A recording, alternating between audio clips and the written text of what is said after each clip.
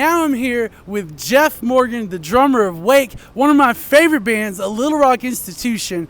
How you doing? Are you excited? Yeah, I'm doing really good. It's been a long 4 years for everybody. We're just really glad to be able to do this again and play a bunch of new stuff. Yeah, that's what I was going to talk about. So you guys are playing nothing but new songs tonight, right? Well, we've got one surprise. It's the 25th anniversary of Hell is the Door to the Sun, so we're going to do a surprise thing off of that. But otherwise, it's all new material. That's exciting. So I assume that means you guys are working on a new record, right? Yeah, we've been working on this stuff for a while. It's weird how that stuff happens because it just kind of, in this instance, it just kind of came to me out of nowhere. Like, all of a sudden, this music just started filling my head, and I couldn't hit record fast enough. And I would just over a couple days, I would compose 11 or 12 minutes of music, and I'd do the drums and then the bass and the guitar, and I would send it to the dudes, and I would just be like, I don't know where this came from. I don't know how this happened, but I think this is new Rwake material. And they would reply and just be like, yes, it definitely is. And so everybody loves it, and we just been working it up. We get together every Sunday, and we're going to be playing 2 of those songs, which is, our songs are fucking 11 minutes long, 12 minutes long each. So, 2 of those songs is half of the set. Oh, wow. So, as far as when you say, as a drummer, as far as writing the music, what's that process like? What do you hear? Do you write with drums in mind? Do you write with, guitar? What do you hear when you start creating those songs that you hear in your head? It depends. All of them. But usually, it depends on the project. If I'm doing Madman, some thrash stuff or something like that, that requires a little bit more thought, and I can have fun with that, and I can, choose funny topics and stuff, and it's amusing and it's fun. But with Rwake stuff, it's more of an emotional, spiritual quest.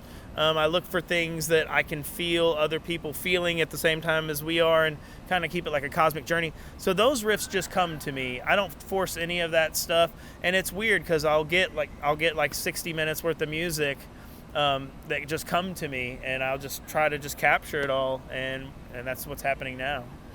So with the show tonight, I know that you're as far as your members, a lot of them are live out of town now, right?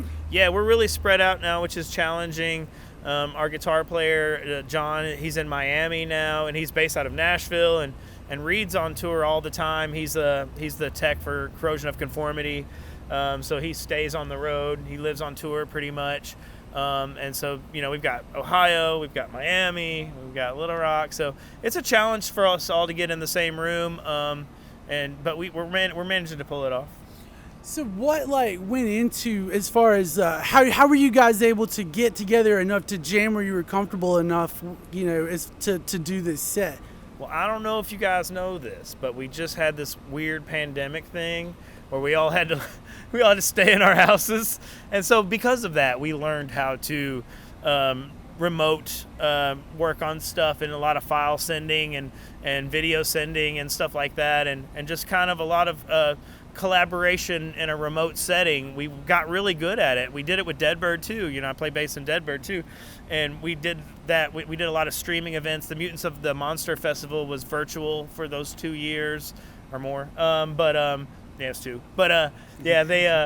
So we got really good at collaborating remotely, and that's how we were able to do it. And then whenever the schedules align, we're fortunate enough to be able to just fly John in for the weekend, or Reed's got family here, his kids here, and so Reed will be here hanging out with his kid Rocco, and so we'll be able to just get together every chance we can.